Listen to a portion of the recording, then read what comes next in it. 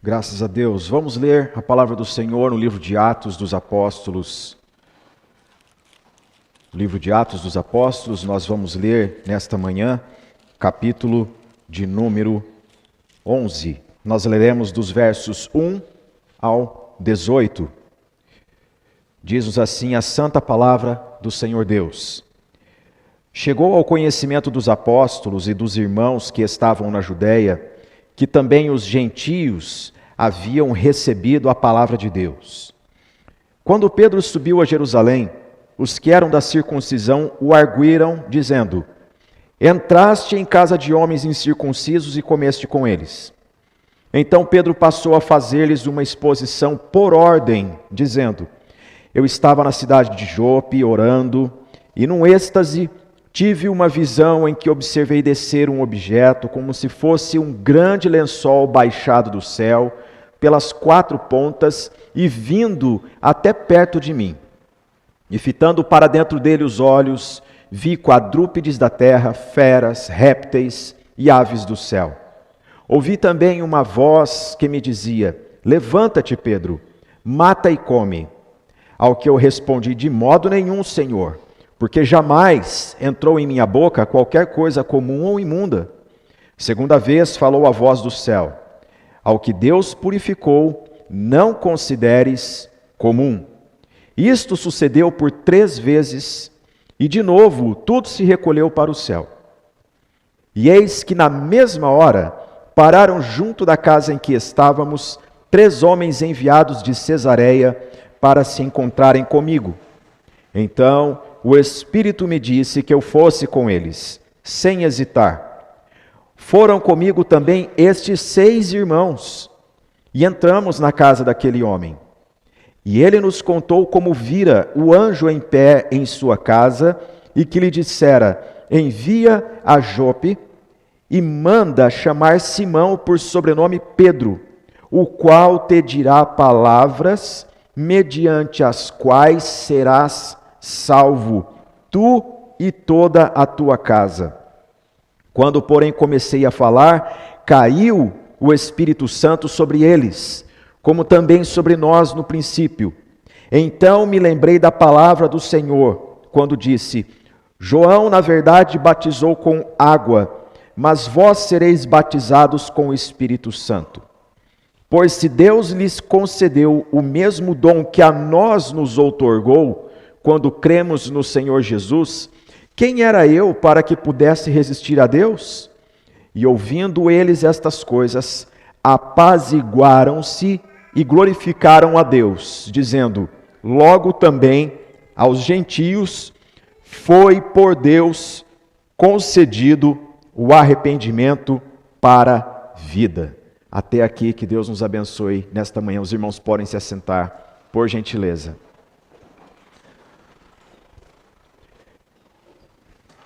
Meus irmãos queridos, antes de nós fazermos algumas considerações doutrinárias importantíssimas que está aqui neste capítulo de Atos, nós vamos nos lembrar do evento histórico que o contextualiza.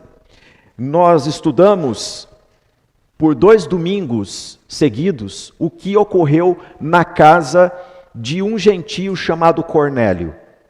A Bíblia nos dá a biografia de Cornélio em Atos capítulo 10.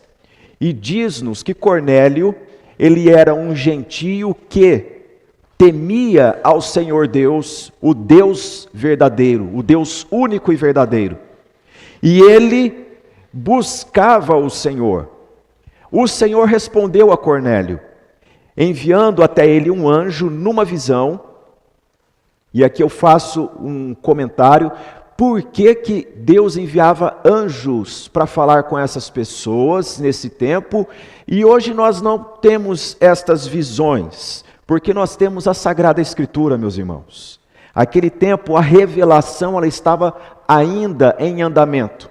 Desde aproximadamente o ano 1500 a.C., quando Moisés colocou a pena pela primeira vez para começar as palavras do Gênesis, até por volta do ano 100 depois de Cristo, num espaço de aproximadamente 1600 anos, Deus falou a homens através dos seus profetas e também pelo ministério de anjos. Agora que nós temos a palavra de Deus, quando Apocalipse foi encerrado, encerrou-se o cânon bíblico da revelação. Nós temos a revelação escrita, então basta crermos. E o Espírito Santo fala ao nosso coração através da Escritura. Cornélio recebeu um anjo numa visão, e então este anjo deu uma ordem para que chamasse a Pedro. Cornélio juntou toda a sua casa, toda a sua família, seus familiares, empregados, soldados romanos que com ele trabalhavam, e eles ouviram a palavra de Deus por intermédio do apóstolo Pedro, e o Espírito Santo caiu naquela reunião. Quando diz caiu, ele veio de forma profusa e repentina. Mostra como que Deus estava envolvido com aquele momento. Pedro nem chegou ao final do seu sermão, e o Espírito Santo já atuou ali na vida de todos. E o interessante é que, assim como em Atos capítulo 2, quando o Espírito Santo desceu sobre a igreja, eles passaram a falar em idiomas do mundo antigo conhecido. Na casa de Cornélio aconteceu a mesma coisa. A reunião cristã, o culto a Deus, não é uma reunião de linguagens estranhas. O que aconteceu ali em Atos 2 e aqui em Atos 10 é que o Espírito Santo está mostrando para a igreja que a igreja é chamada para uma missão. A casa de Cornélio se converteu já sabendo da missão que eles tinham no mundo, cada um falando num idioma conhecido do mundo antigo. Isso significa, Deus estava usando aquela casa para comunicar o evangelho a outras culturas também. Como que a igreja chegou em Roma? Não foi pelo ministério de Paulo, não foi pelo ministério de Pedro, foi pelo ministério de crentes em Atos 2. Gente que ouviu a palavra de Deus ali no seu próprio idioma e voltou para casa e pregou na sua cidade. Isso tem tudo a ver conosco, porque muitas vezes nós ficamos preguiçosos na obra do Senhor, pensando que para Deus usar alguém, primeiramente a pessoa tem que ser seminarista, ou um pastor, ou um missionário. Deus usa pessoas comuns, em situações odiernas, para glorificar o seu nome.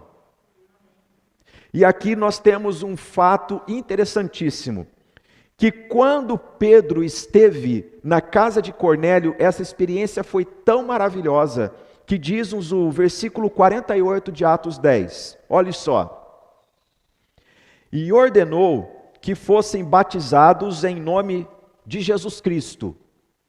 Ordenou. Por que que ele ordenou? Porque ele é apóstolo. Apóstolo é representante ele representa e ele carrega a mensagem de Jesus Cristo. Eu vi Jesus ressurreto dentre os mortos. Jesus não ordenou aos apóstolos, ide por todo mundo pregar o evangelho, batizando-os em nome do Pai, do Filho e do Espírito Santo? Então aqui ele está obedecendo à ordem de Jesus. Ele ordena que a casa de Cornélio seja batizada em nome de Jesus. Então lhe pediram que permanecesse com eles por quanto tempo? Alguns dias. Alguns dias. Pedro ficou ali com aqueles irmãos algum tempo. E o que ele ficou fazendo ali? Com certeza ensinando esses irmãos as bases elementares da fé cristã. Que experiência maravilhosa. Nesse ínterim, enquanto Pedro está na casa de Cornélio, que morava numa cidade chamada Cesareia, a notícia chegou até Jerusalém. E chegou como? O texto nos diz, em Atos 11, verso 1. Chegou ao conhecimento dos apóstolos e dos irmãos que estavam na Judéia, que também os gentios haviam recebido a palavra de Deus. Primeiro, precisamos entender isso. Enquanto Pedro está em Cesareia, na casa de Cornélio, de alguma forma a notícia chega em Jerusalém de que Pedro estava na casa de um gentio. E estar na casa desse significa se alimentar junto, ter comunhão com essas pessoas, comungar no mesmo espaço que elas, tudo isso. E devemos nos lembrar, meus irmãos, que aqui é a igreja que está nascendo em Atos dos Apóstolos, e ela começa num contexto judaico.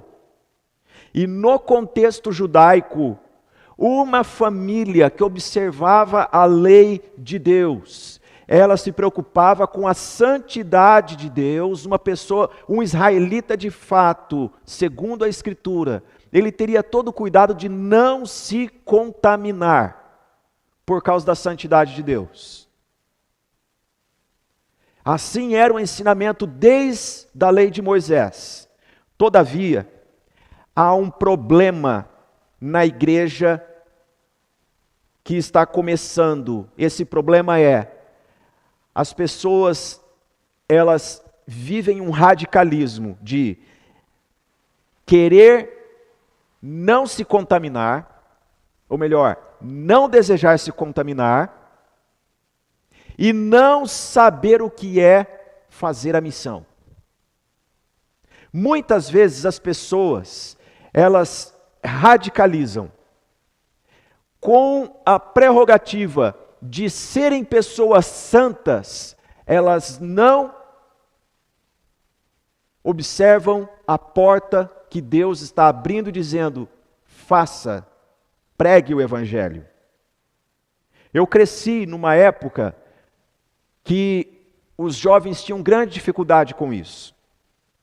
Porque quando nós, nos cultos e acampamentos, éramos tomados, invadidos por aquela experiência maravilhosa da presença de Deus, fazíamos um compromisso de um viver santo, mas a gente achava que o viver santo era de ser estranho. E passávamos a não beirar sequer uma pessoa que nós julgássemos impura. Esse mesmo problema nós temos hoje em dia. Agora veja só, o que Lucas escreve no versículo 1. Chegou ao conhecimento dos apóstolos, e aí tem uma conjunção aditiva, e dos irmãos que estavam na Judéia. Os apóstolos, eles sabem da missão de Cristo. Todavia, há irmãos próximos, irmãos da Judéia, irmãos da circuncisão, no versículo 2, que ainda precisam ser trabalhados pela palavra de Deus. O texto nos diz que os gentios haviam recebido a palavra de Deus. Quando Pedro subiu a Jerusalém, voltou de Cesareia, os que eram da circuncisão. É uma forma que Lucas tem, lembre-se que Lucas, ele é um gentio. Estudiosos afirmam que Lucas, ele nasceu em Antioquia da Síria. Não temos essa informação na Bíblia. É uma suposição histórica. Mas, de fato, Lucas, ele não era um israelita. Lucas está se referindo a esses judeus convertidos ao Evangelho. E ele cita os que eram da circuncisão. Gente crente israelita. Eles arguíram dizendo, irmãos, arguir envolve perguntar, envolve questionar, envolve dialogar. Agora é irônico que não há uma questão levantada por eles. A forma como eles se aproximam do apóstolo Pedro é no choque. Veja o versículo de número 3. Olha só como que essa frase está construída. Entraste em casa de homens incircuncisos e comeste com eles. Ponto final. Isto é arguir. Não. Eles abordam o apóstolo Pedro de modo a censurar-lhe. Eles não perguntam, olha, ficamos sabendo que houve isso, é verdade? Ou então, o que o motivou a esta ida até Cesareia? Uma forma mais polida, né? Qual é a base, pastor, que você tem para dizer isso, de que eles chegaram com Pedro no choque? A base está no versículo de número 18, que diz que quando Pedro conversou com eles, versículo 18 diz, e ouvindo eles estas coisas, vírgula, o que está escrito? Apaziguaram-se. Apaziguaram-se, ou seja, nesse aglomerado de gente, Pedro e mais os 6 que foram com eles, mais outros tantos que estavam recebendo ele de volta, houve aqui então uma tensão. Apaziguaram-se. Logo, a forma deles interrogarem a Pedro, aliás, deles abordarem a Pedro, não foi interrogando, foi logo colocando uma sentença. Meus irmãos, nós temos grandes lições nesse capítulo. E esse versículo 3, ele nos aponta muita coisa. Olhe só, entraste em casa de homens incircuncisos.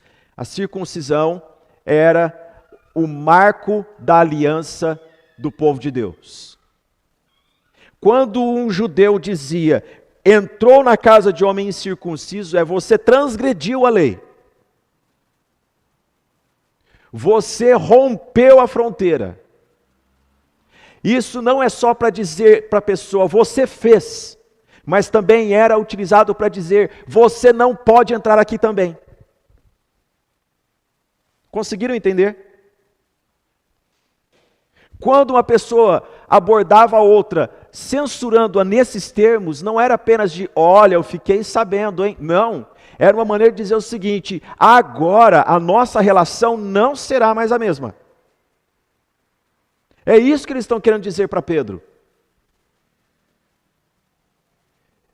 Irmãos, primeira coisa que nós precisamos observar aqui, é que Lucas diz no versículo 1, na última parte do versículo 1, grife isso na sua Bíblia, que também os gentios, gentio é o nome do povo, aliás, nome de todo aquele que não era israelita, ok? Também os gentios haviam recebido a palavra de Deus. Eles receberam. Você recebe algo quando alguém lhe concede.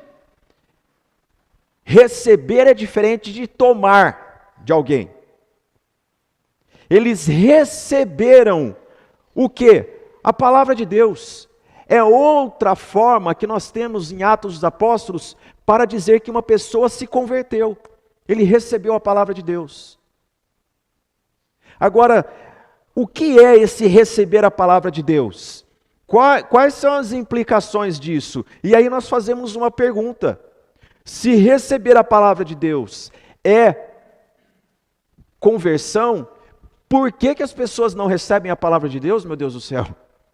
Por que nós não temos isso, esse relato constantemente? Por que nós, na nossa experiência pessoal, não colecionamos histórias de eventos de pregação com a nossa individualidade, em que nós podemos dizer, recebeu a palavra de Deus. Eu comuniquei a palavra e a pessoa recebeu a palavra de Deus, ela agora é nova criatura em Cristo. Vamos analisar o receber a palavra de Deus em Atos dos Apóstolos? Deixa aí marcadinho Atos 11 e vamos fazer uma breve viagem. Primeiramente, nós vamos ler Atos capítulo 4. Atos 4, versos 29 a 31. É a oração que os irmãos fazem quando Pedro é solto. Pedro e João foram capturados. E a oração, ela é assim: agora, Senhor, olha para as suas ameaças e concede aos teus servos que anunciem com toda a intrepidez a tua palavra. enquanto estendes a mão para fazer curas, sinais e prodígios por intermédio do nome do teu santo servo Jesus. Tendo eles orado, tremeu o lugar onde estavam reunidos. Todos ficaram cheios do Espírito Santo e com intrepidez anunciavam o quê? A palavra de Deus. Irmãos, a palavra de Deus não é um discurso que você diz para as pessoas assim, com licença, eu poderia. Não. Se você for pregar a palavra de Deus desse jeito, você não vai conseguir oportunidade. Anunciar a palavra de Deus com intrepidez, primeiramente, é ser uma pessoa usada pelo Espírito Santo, uma pessoa em comunhão íntima com Deus. E o Senhor a coloca em situações e injeta nela ousadia para que ela fale. Eu gosto do relato do reverendo Hernandes Dias Lopes, quando ele fala dos seus dias de seminarista, que ele pregou para um soldado que estava ali na escola de cadetes do Exército em Campinas, da SPSEC. Eu conheço bem aquela região porque eu cresci naquela redondeza. E eles ficam armados com fuzil logo na entrada, na portaria, e fazem uma barricada. Ele se aproximou do rapaz e foi falar de Jesus para o rapaz respondeu a ele impropérios e palavrões, e ele emudeceu. E ele estava de passagem, foram fazer uma visita, parece que ali dentro, na Vila Militar, e saíram. Havia uma missionária americana que convidou o Hernandes para ir com ele, o reverendo Hernandes. Ele ficou preocupado com aquilo, e na volta, ele, sabendo que o rapaz era hostil à mensagem do Evangelho, ele deu o recado, se aproximou e disse, olha, você querendo ou não, eu preciso te dizer uma coisa muito importante. Primeira coisa é, você é pecador. Segunda coisa é, você, pecador, se não receber a salvação em Cristo, vai para o inferno. E terceira coisa, só Jesus pode salvar. E foi embora. Parece loucura, né? Mas é ousadia. Naquele momento, Deus o instruiu para que ele fizesse isso. Agora não saia você fazendo parecido não, tá? Seja instrumento de Deus, essa é a mensagem que eu estou querendo transmitir aqui. E o final dessa história é que aquele rapaz que se mostrou agressivo e violento, foi até a casa daquela missionária, e ela ligou para o reverendo Hernandes dizendo, Hernandes, vem aqui na minha casa porque o rapaz quer falar com você. E quando ele chegou lá, o rapaz ajoelhou-se, grudou nele e disse, eu quero Jesus, eu quero Jesus. Ore por mim porque eu quero Jesus.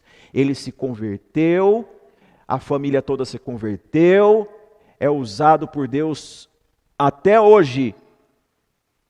Por quê? Ousadia. Primeira coisa que nós temos aqui, meus irmãos, é que as pessoas recebiam a palavra de Deus porque a palavra deve ser pregada com ousadia. Guarde isso. Segunda coisa que nós temos está em Atos, capítulo 6, versículo 2. Tudo isso aqui a gente já leu e já estudou, mas vamos nos lembrar. Atos 6, 2, melhor. Diz-nos a palavra, então os 12 convocaram a comunidade dos discípulos e disseram, não é razoável que nós abandonemos a palavra de Deus para servir às mesas. Por que as pessoas recebiam a palavra de Deus naqueles dias? Primeiro, por ousadia. Segundo, porque a palavra era prioritária. Hoje há um movimento no meio evangélico brasileiro que diz que a igreja ela só tem que ter atuação social. Só isso resolve tudo. Só isso, não. Tem que falar, pregar o evangelho. Nós devemos assistir às mesas, que é a necessidade aqui, atender às viúvas, para que elas não sofram, não passem fome, não passem frio. Obviamente nós devemos fazer isso. Mas os apóstolos dizem, escolham 7 homens, porque não é certo, não é razoável abandonarmos a palavra para assistir às mesas. Nós precisamos priorizar a palavra. Por isso que os irmãos em Atos recebiam a palavra, meus irmãos.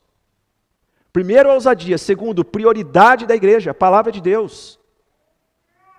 Você é membro desta igreja, saiba isso. Deus te trouxe aqui Deus te trouxe para esta comunidade porque Ele está preparando um povo e já este povo está atuando na sociedade.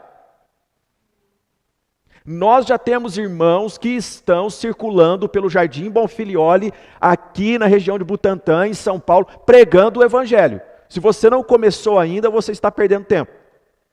Porque tem gente pregando dentro de casa, pregando no trabalho, pregando por onde vai, e durante a semana compartilha comigo: pastor, está dando certo, eu estou falando e eu estou me sentindo usado por Deus todos os dias. Comece você.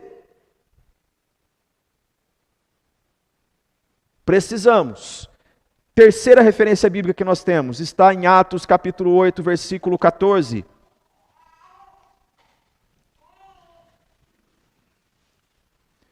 Olhe só, Atos 8, versículo 14. Ouvindo os apóstolos que estavam em Jerusalém, que Samaria recebera a palavra de Deus, enviaram-lhe Pedro e João. Os apóstolos, eles não tinham problema, meus irmãos, com os outros receber a palavra de Deus. Os samaritanos eram tratados como os não de nós, pelos judeus. Mas quando eles souberam, Pedro e João logo se dirigiu para lá. A palavra de Deus rompe as barreiras. Por que ela deve ser pregada e por que as pessoas a recebem? Porque ela rompe barreiras. Barreiras culturais, barreiras familiares, barreiras espirituais. A palavra de Deus, ela exerce a sua influência onde ela é pregada. Próxima referência, vamos ler Atos capítulo 13.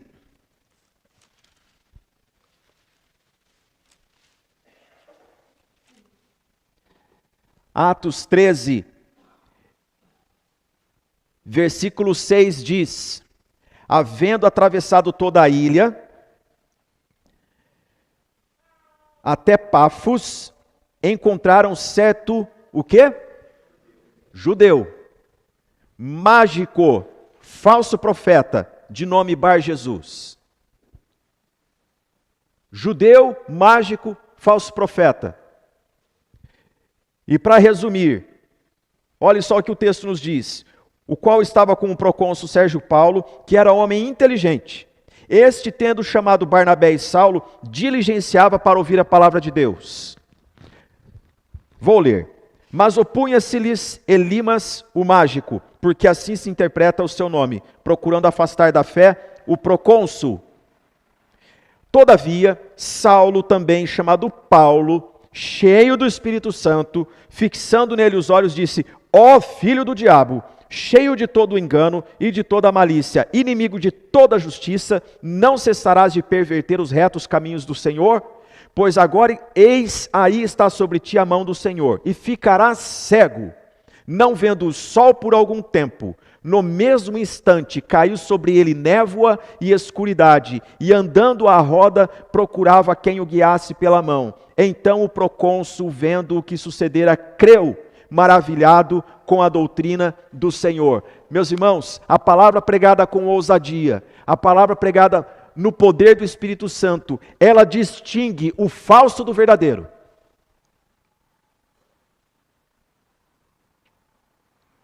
Nós precisamos parar de criticar cantor evangélico, pregador, pastor e igreja que está surgindo no Brasil e nos ocupar com buscar a Deus, estudar a palavra, buscar ser cheio do Espírito Santo e pregar a palavra. Se você se detiver na internet vendo escândalos e gente que não deveria, você está perdendo o seu tempo, um tempo precioso que você poderia estar decorando textos da palavra, estudando a palavra, para que no abrir da tua boca o que saia é espada,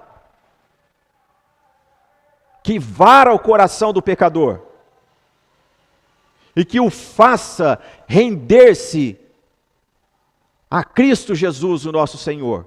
Outra referência bíblica que nós temos é Atos 16, 32.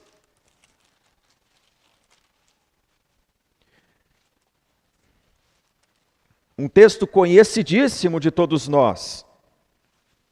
O verso 31 diz-nos, Paulo e Silas, na prisão, depois que o Senhor os libertou, o carcereiro pergunta Senhores, que devo fazer para que seja salvo? Responderam-lhe: crê no Senhor Jesus e será salvo tu e tua casa. E lhe pregaram o quê? A palavra de Deus e todos os de sua casa.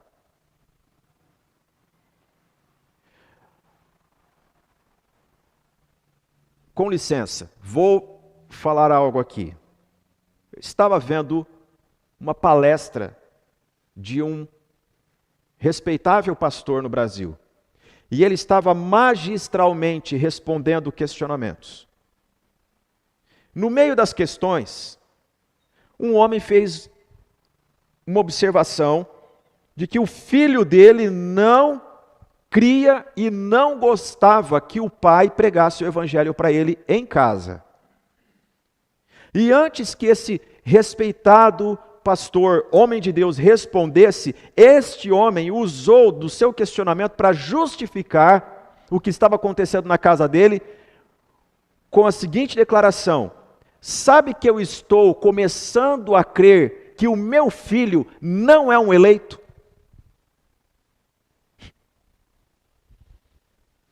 Meus irmãos, há muitas pessoas que se escondem atrás de uma teologia para não obedecer o mandamento do Senhor.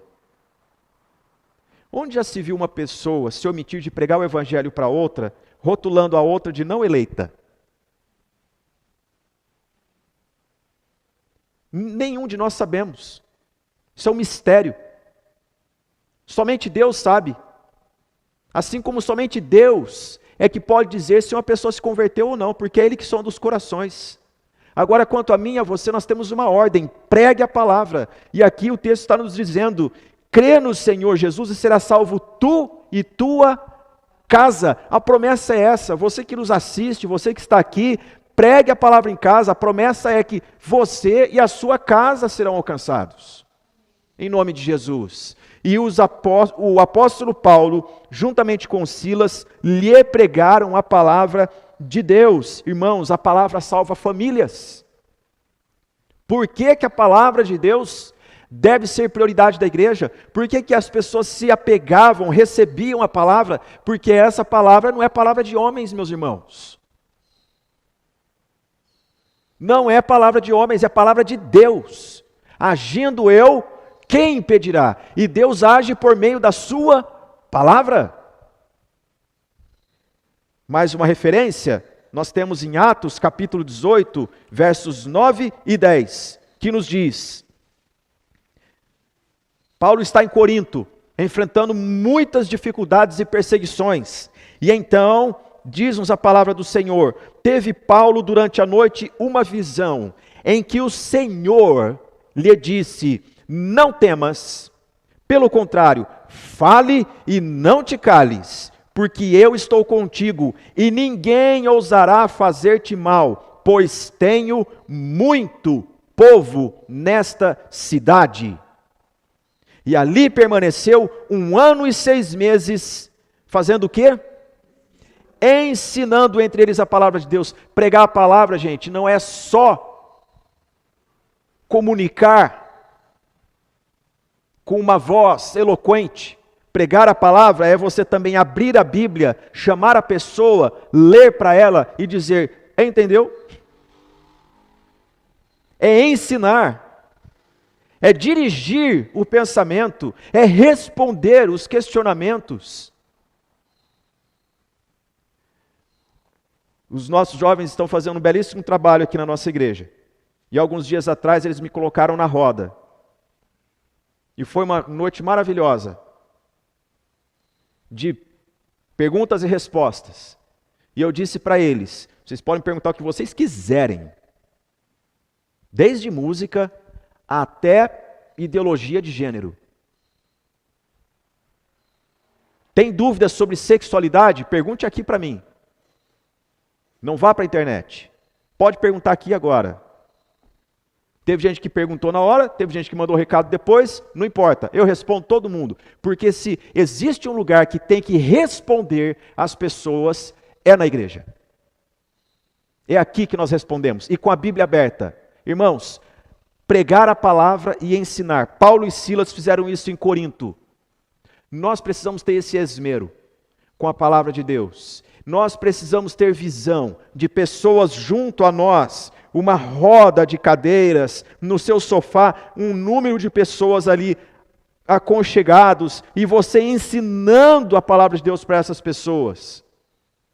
Pastor, nunca fiz um curso, não sei o que falar. Comece com Jesus. Continue com Jesus e termine com Jesus. Você terá ensinado a palavra de Deus. O que não dizer? Não fique fazendo conferência reformada numa roda. Há muitas pessoas que estão perdendo tempo com os shiboletes. Quem lê Antigo Testamento sabe do que se trata. Os termos teológicos e não ensina a base. Eu me admirei na quinta-feira quando eu fui em Pinheiros e ouvi reverendo Arival pregando sobre quem é Jesus, num culto chamado A Grande Comissão, um culto evangelístico.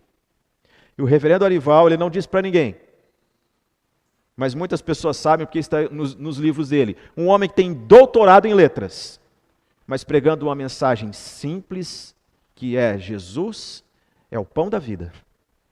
Jesus é a água da vida. Jesus é a luz do mundo. Jesus é o Salvador. Jesus é Deus. Jesus é tudo que você precisa. Ô gente, nós precisamos abraçar isso. Pedro pregou a palavra de Deus na casa de Cornélio. Por isso que as pessoas receberam a palavra. Voltemos agora para Atos capítulo 11.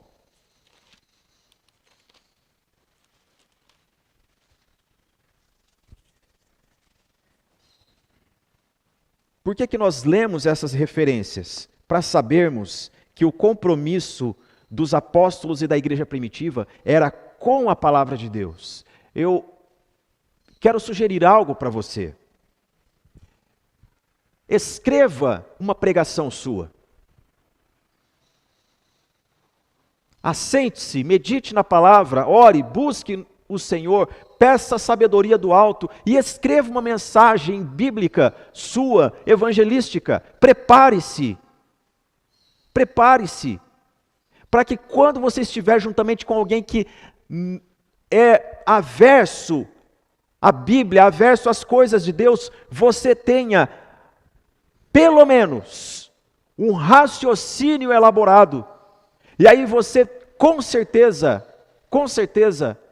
o Espírito Santo há de te usar. Porque uma coisa que Jesus disse foi: o Espírito Santo há de lembrar-lhes tudo quanto eu vos tenho dito. Só se lembra quem recebeu uma vez, gente. Agora a gente nunca estuda, não recebe nem uma vez a palavra. E aí a gente fala: eu quero ser usado por Deus. Vai estudar a Bíblia. Elabore uma mensagem sua, uma pregação sua. Agora, uma dica: pregue Jesus, não pregue igreja. A pregação do Evangelho não deve ser: quando eu passei a frequentar a igreja. Não, isso não é pregação do Evangelho.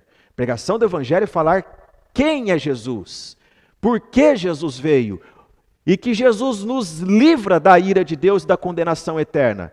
Para isso, você tem que entender que é necessário saber o que são as más notícias apresentadas pela Bíblia Sagrada, que é o quê? O homem é pecador e ele está destituído da glória de Deus.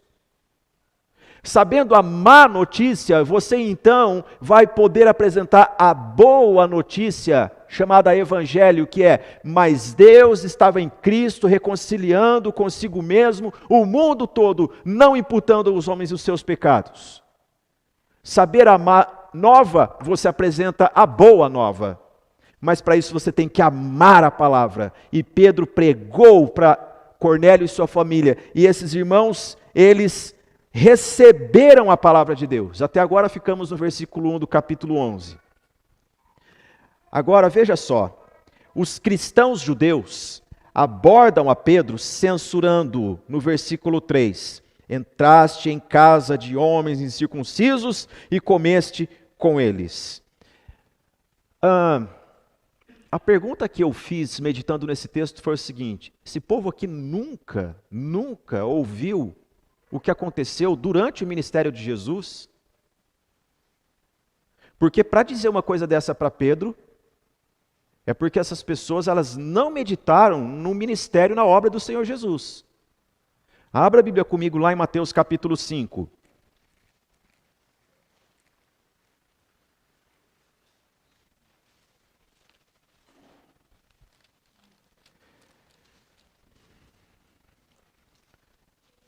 Mateus capítulo 5. Pedi uma gentileza de um dos diáconos para encostar essa porta aqui, porque o vento gelado está demais. Demais.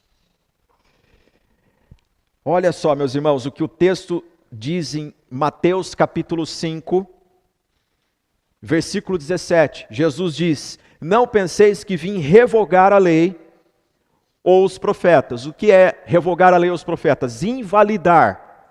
Jesus não veio para invalidar a lei de Moisés. Ele diz: não vim para revogar, mas vim para cumprir. Não tenho mais, vim para cumprir.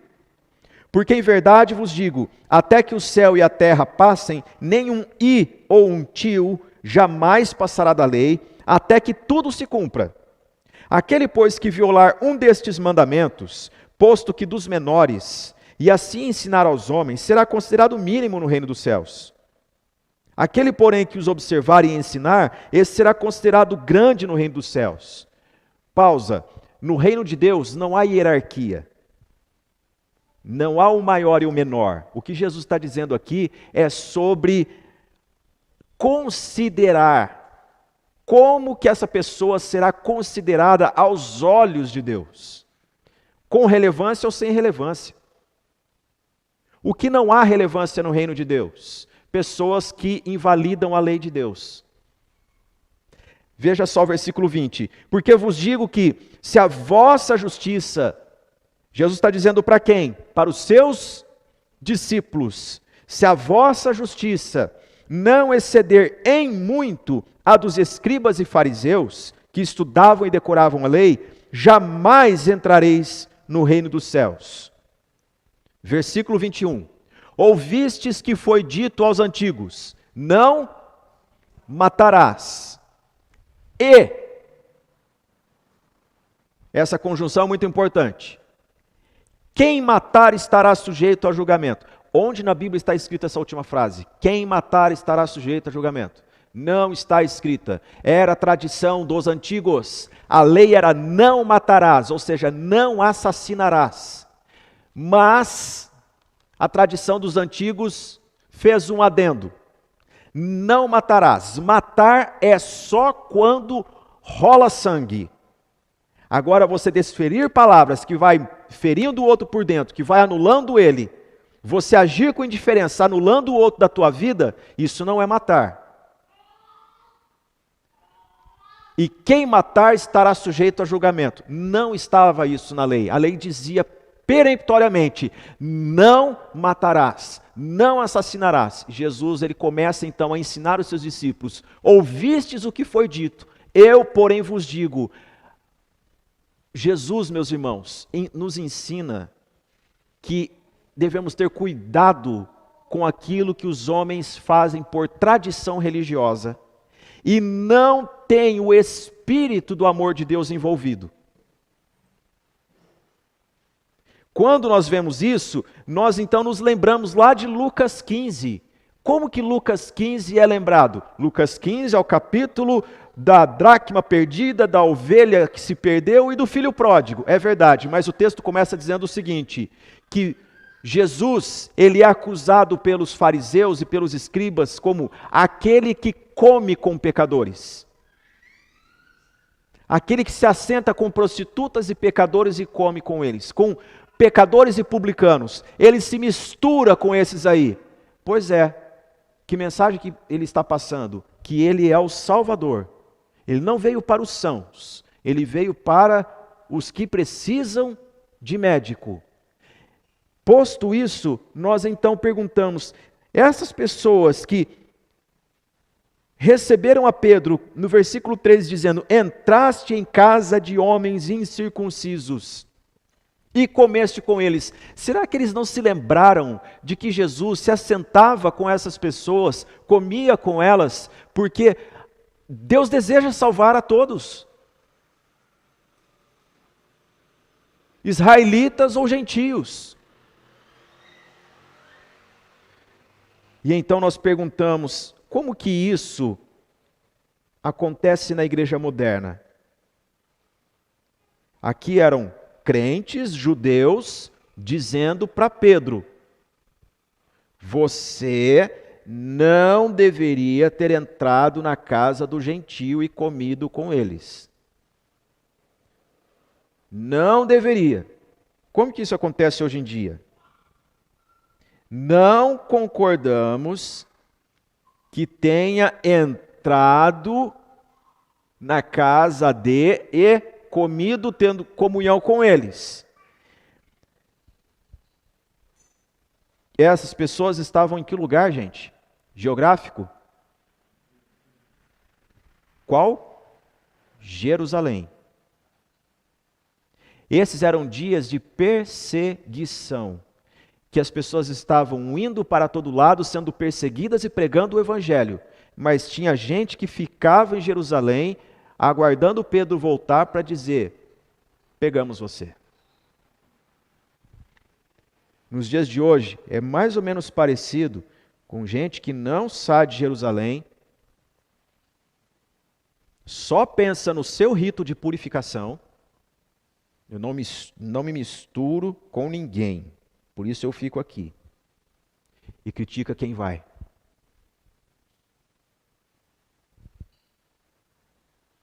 Gente que não sai, mas fica com a parabólica. O que estão fazendo? O que está acontecendo? O que estão fazendo? Meus irmãos, o Espírito do Evangelho nos coloca na missão de Deus, na missão de Cristo.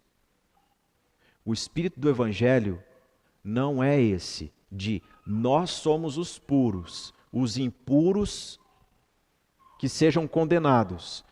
Porque desde o nascimento Jesus mostrou que Deus está interessado tanto nos israelitas como nos gentios. Jesus nasceu em Belém, mas foi dirigido por Deus. O anjo disse para José, lá no Egito: volta e vá para as regiões de Nazaré da Galileia. Vá morar na Galileia dos gentios. Jesus cresceu no meio de gente gentia. Ele começou o seu ministério no meio de gente que não era povo de Deus. E o que nós aprendemos aqui? Como que a igreja responde questionamentos como esse? Temos uma grande lição. Pedro fez uma exposição em ordem. Veja o versículo 4. Então Pedro passou a fazer-lhes uma exposição por ordem. Não é conversa embolada, é por ordem. Ele poderia dizer: eu sou Pedro, gente. Pensa lá como é que vocês falem comigo. Não. Ele começa dizendo: eu estava orando.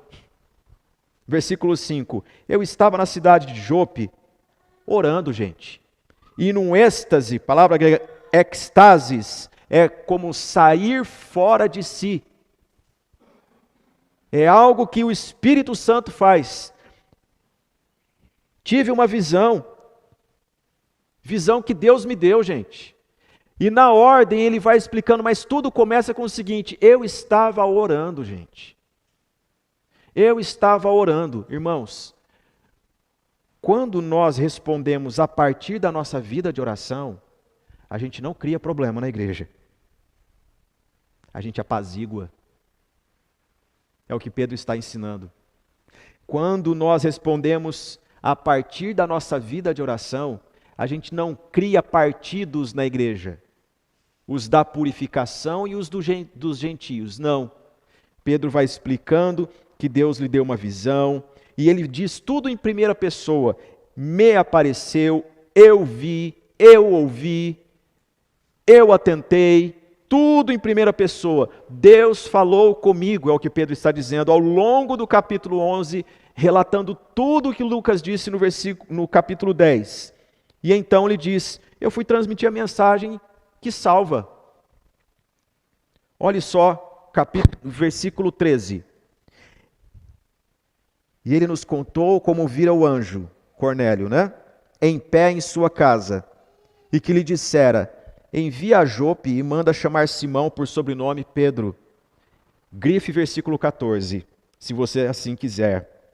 O qual te dirá palavras mediante as quais serás salvo, tu e toda a tua casa. A salvação é operada por Deus na pregação da palavra.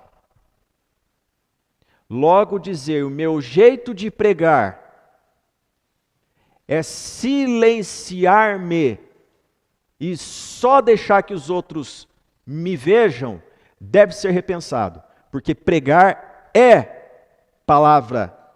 Palavras, diz aqui, mediante as quais serás salvo.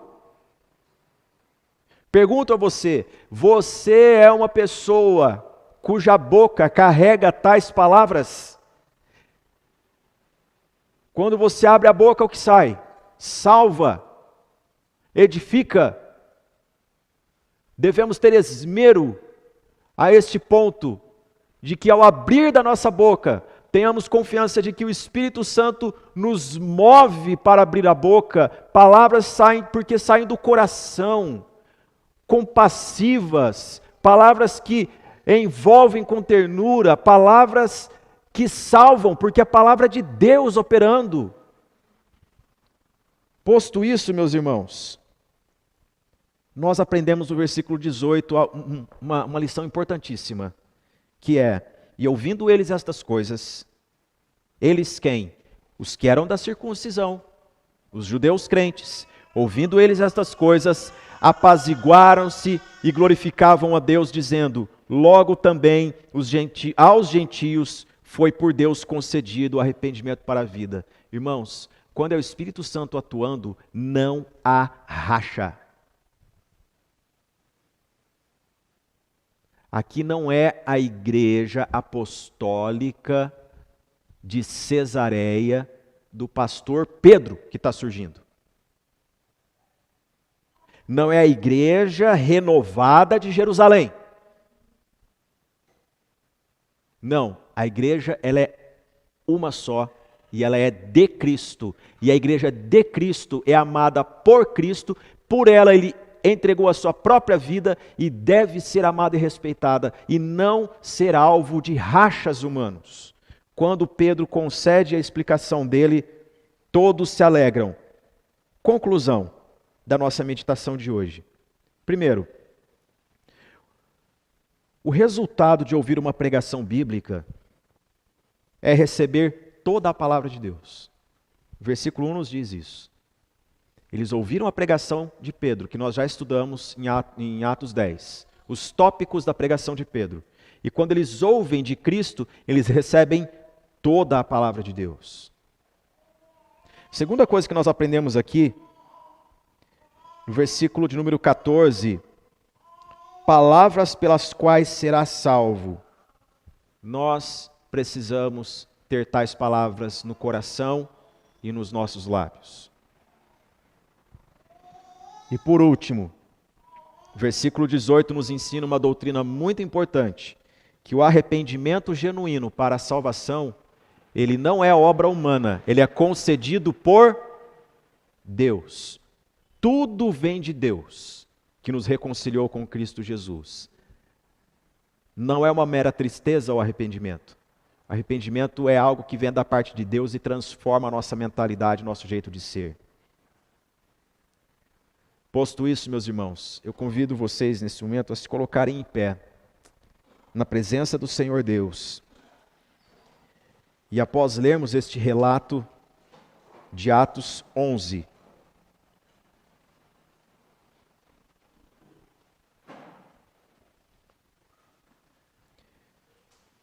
nós orarmos juntos, pedindo a graça do Senhor, a ousadia, e que Deus nos abra portas para pregar o Evangelho. A minha oração é que você seja tremendamente usado por Deus nesta geração. E que a sua família se lembre de você por ser aquele que abriu as portas de casa ou que adentrou as portas de alguém levando palavra de Deus.